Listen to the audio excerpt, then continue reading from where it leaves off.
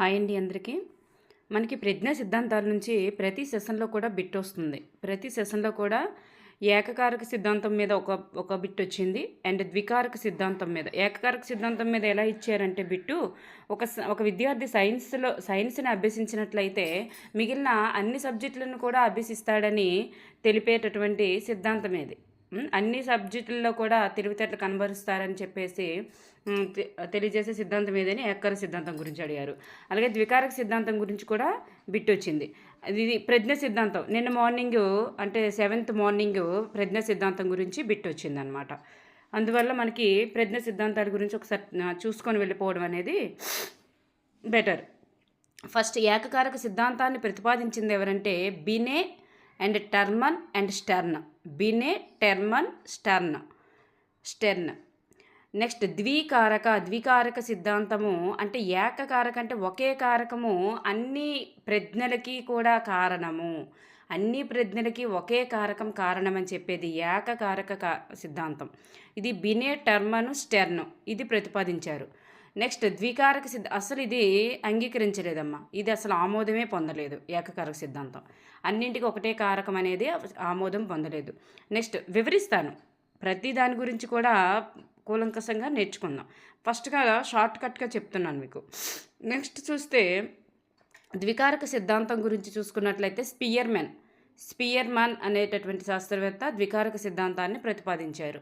ఇందులో ఒక సాధారణ కారకం అనేటటువంటిది ఉంటూ ఒక నిర్దిష్ట కారకం అనేటటువంటిది అన్ని అంశాలని ప్రభావితం చేస్తుంది. సాధారణ కారకం, నిర్దిష్ట కారకం రెండూ కూడా ఉంటాయని చెప్తాడనమాట.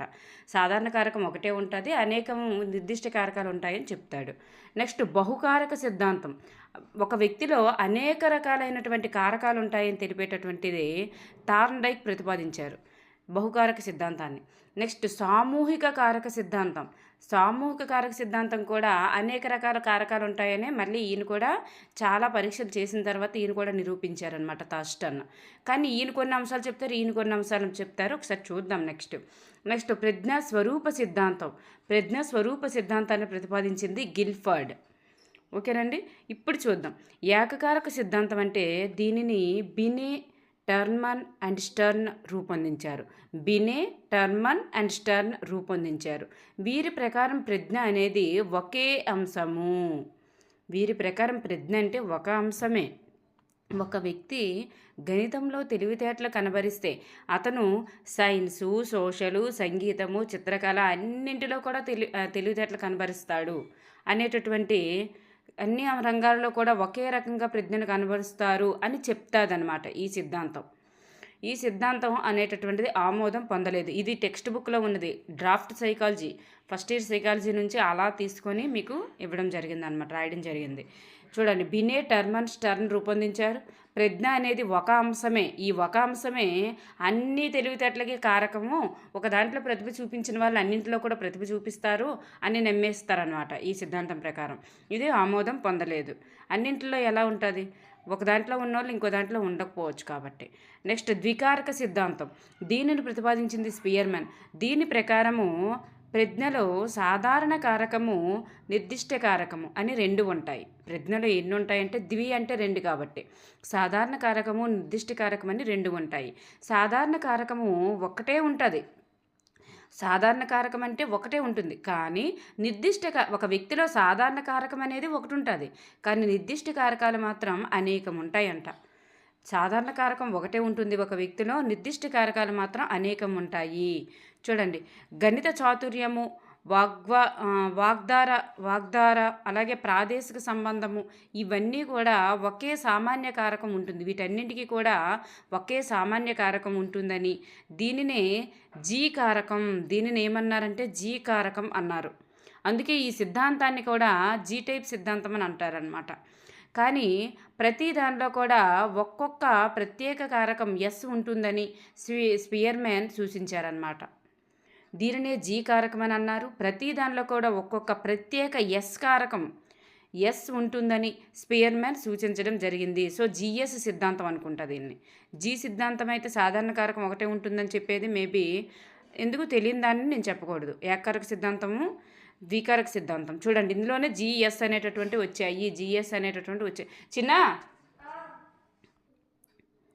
ఓకేనండి. నెక్స్ట్ వన్ చూద్దాం. బహుకారక సిద్ధాంతంకి వచ్చేసరికి దీనిని థార్న్డైక్ ప్రతిపాదించారు. దీని ప్రకారం ఏంటంటే ప్రజ్ఞలో బహు అంటే అనేకం కాబట్టి అనేక కారకాలు ఉంటాయి. ఈ కారకాలు ప్రతి మానసిక చర్యలోనూ ఉంటాయి. అప్లయింగ్ క్వశ్చన్ ఇచ్చేటప్పుడు మీరు చేయగలగాలి. ప్రతి మానసిక చర్యలోనూ ఉంటాయి. ఈ కారకాలన్నీ కూడా మనం ఏ పని చేసినా అన్నింటికి ఆ పనికి అన్ని కారకాలు కారణం అన్న అంటదనమాట.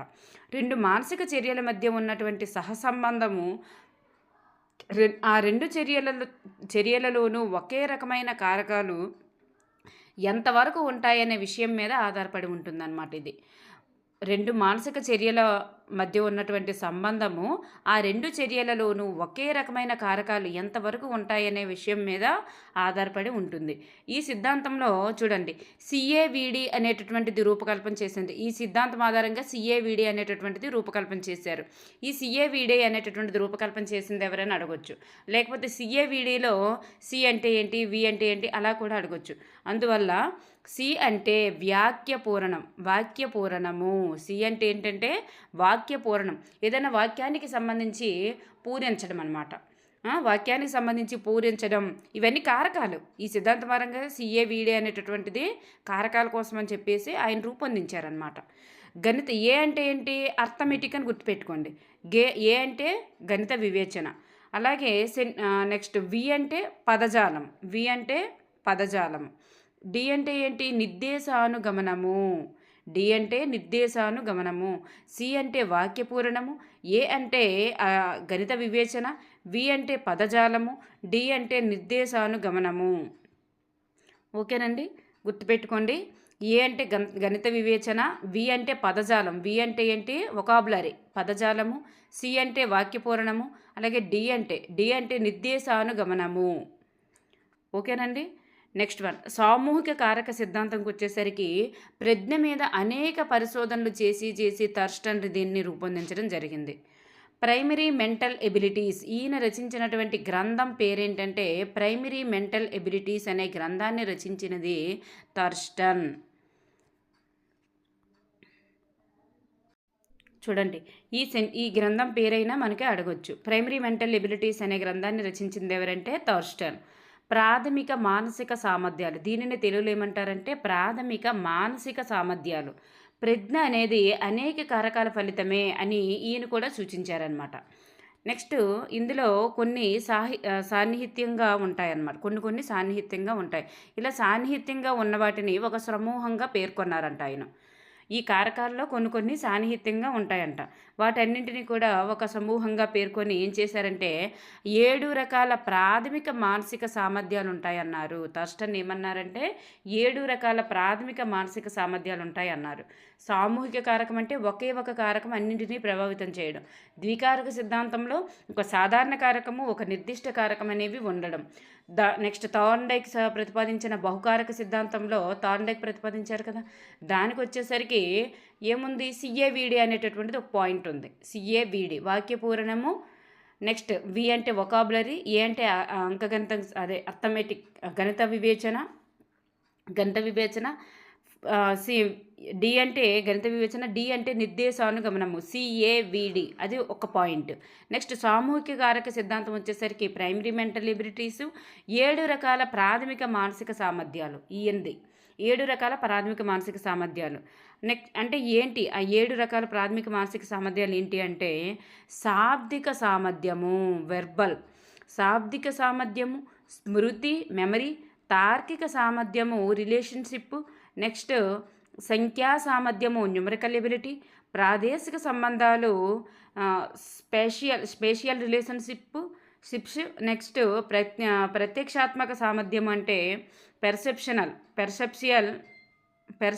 ఎబిలిటీ, నెక్స్ట్ పద ధారాలత అంటే వర్డ్ ఫ్లూయెన్సీ. చూడండి, శాబ్దిక సామర్థ్యము, స్మృతి, తార్కికము సంఖ్య సామర్థ్యం, ప్రాదేశిక సంబంధాలు ప్రత్యక్షాత్మక సామర్థ్యం, పదధారతలు, ఈ 7 రకాలు ఉంటాయి. సో థర్స్టన్ రూపొందించినటువంటి ప్రాథమిక మానసిక సామర్థ్యాలకు చెందనిది ఏది అలా కూడా అడగొచ్చు. అందువల్ల మీరు ఒకసారి వీటిని చూసుకోండి. శాబ్దిక సామర్థ్యము చూడండి, ఇంగ్లీష్లో కానీ గుర్తుపెట్టుకోవచ్చు, పర్లేదు. ఇంగ్లీష్లో మీకు ఎలా వీలైతే అలాగా. శాబ్దిక స్మృతి, తార్కిక గణిత, నెక్స్ట్ ప్రాదేశిక ప్రత్యక్షాత్మక, పదధారాలతలు. ఓకేనండి. నెక్స్ట్ ప్రజ్ఞా స్వరూప సిద్ధాంతం. దీన్ని ప్రతిపాదించింది గిల్ఫర్డ్. ఎక్కువ మంది శాస్త్రవేత్తలు ఈ సిద్ధాంతాన్ని ఆదరిస్తున్నారు. చూడండి, ఎక్కువ మంది శాస్త్రవేత్తలు ఈ సిద్ధాంతాన్ని ఆదరిస్తున్నారు. ప్రజ్ఞా అంశాలు సంతృప్తికరంగా ఉండడం వలన ఈ సిద్ధాంతాన్ని ఎక్కువగా ఆదరిస్తున్నారన్నమాట. ప్రజ్ఞా స్వరూప సిద్ధాంతాల్లో ఎక్కువ ప్రాచుర్యం లేదా ఎక్కువగా ఆదరించిన సిద్ధాంతం ఏది? ఏ మనోవిజ్ఞాన శాస్త్రం ఏ సిద్ధాంతాన్ని అంగీకరించలేదు? ఏకకారక సిద్ధాంతాన్ని అంగీకరించలేదు. ప్రజ్ఞా స్వరూప సిద్ధాంతాన్ని అందరూ కూడా అంగీకరిస్తున్నారు. ఓకేనండి. నెక్స్ట్ ప్రజ్ఞలోని విషయాలు అంశ విశ్లేషణను సాంఖ్యిక శాస్త్ర పద్ధతిలో పరిశోధించి 3 విశేషకాలను ప్రతిపాదించారు అమ్మాయిని. ఈయన వచ్చేసరికి 3 విశేషకాలు ప్రతిపాదించారు. థార్న్డైక్ ఏం చేశారు? సిఏవిడి ప్రతిపాదించారు. థర్స్టన్ ఏం చేశారు? 7 ప్రాథమిక మానసిక సామర్థ్యాలను ప్రతిపాదించారు. ఈయన ఏం చేశారు? 3 విశేషకాలని ప్రతిపాదించారు. ఏంటా 3 విశేషకాలు? విషయాలు, ప్రచాలకాలు, ఉత్పత్తులు. విషయాలంటే ఏంటి? 4 కారకాలు అన్నమాట. విషయాల్లో ఎన్ని కారకాలు ఉంటాయంటే 4 కారకాలు ఉంటాయి.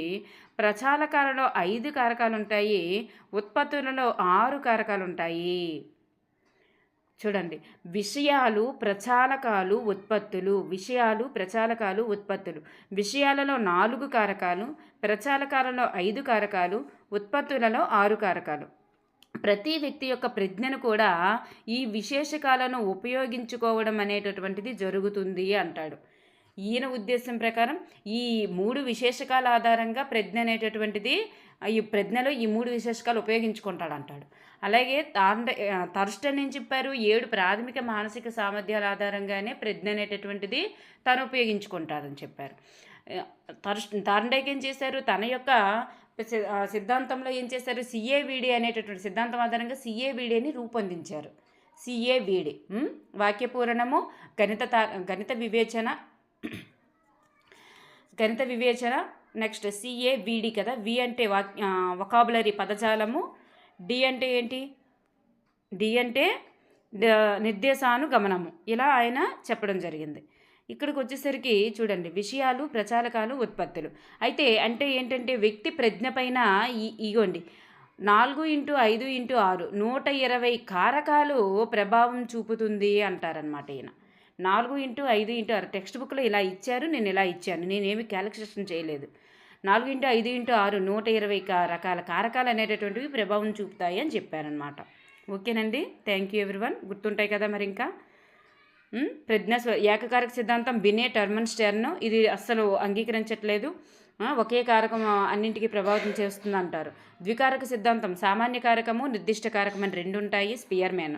బహుకారక సిద్ధాంతం అంటే అనేక రకాల కారకాలు ఉంటాయి. థార్న్డైక్ సూచించారు. సిఏవిడి గుర్తుపెట్టుకోండి. నెక్స్ట్ సామూహిక కారక సిద్ధాంతంలో ఆయన యొక్క సిద్ధాంతం పేరేంటి? ప్రైమరీ మెంటల్ ఎబిలిటీస్, ప్రాథమిక మానసిక సామర్థ్యాలు. ప్రైమరీ మెంటల్ ఎబిలిటీస్ అనేది ప్రాథమిక మానసిక సామర్థ్యాలు అనేటటువంటి సూచించారు ఎవరంటే థర్స్టన్ సూచించారు. ఆయన ప్రకారం ఏంటి?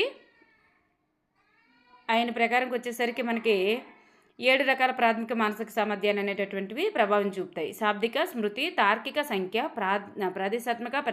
ప్రాదేశిక, ప్రత్యక్షాత్మక, నెక్స్ట్ పదధారాలతలు. నెక్స్ట్ ప్రజ్ఞస్వరూప సిద్ధాంతంకి వచ్చేసరికి ఏమవుతుంది? 3 రకాల విశేషకాలు, ప్రచాలకాలు, ఉత్పత్తులు. అంటే 3 రకాల విశేషకాల ప్రభావం చూపుతాయంటారు. మొత్తం టోటల్గా అయితే ఒక్కొక్క దాంట్లో 4 కారకాలు, 5 కారకాలు, 6 కారకాలు, టోటల్గా అయితే 120 కారకాలు అనేవి ప్రభావం చూపుతాయి అంటారనమాట ఈయన. హంస విశ్లేషణ అనే సాంఖ్యిక శాస్త్ర పద్ధతిలో దీన్ని పరిశోధించారు. ఓకే అండి. Thank you everyone.